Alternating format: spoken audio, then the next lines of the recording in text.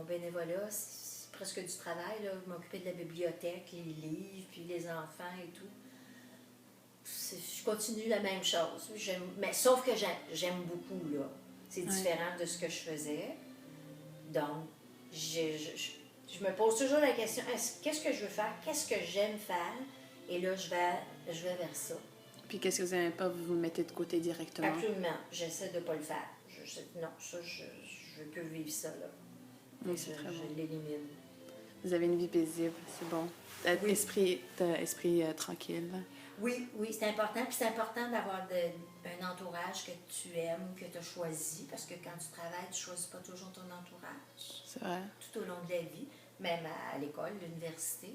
Tandis que quand tu es à la retraite, je trouve qu'on choisit notre entourage, les gens avec qui on est bien, qu'on a du plaisir.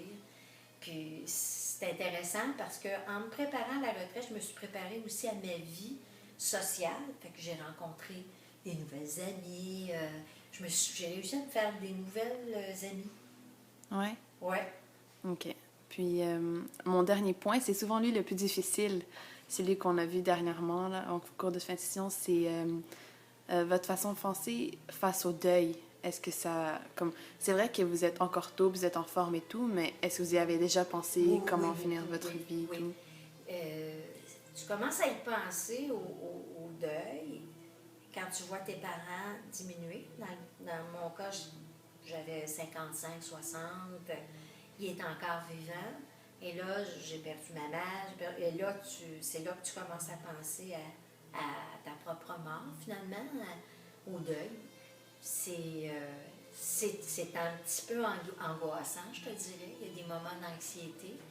Parce que c'est pas tellement de partir qui est inquiétant, c'est avant ce qui va se passer. Parce qu'avant d'arriver à partir, c'est où tu vas te retrouver. Vas-tu être seul?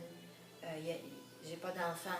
Qui va s'occuper de moi? Ça va être des étrangers. Comment ils vont s'occuper de moi?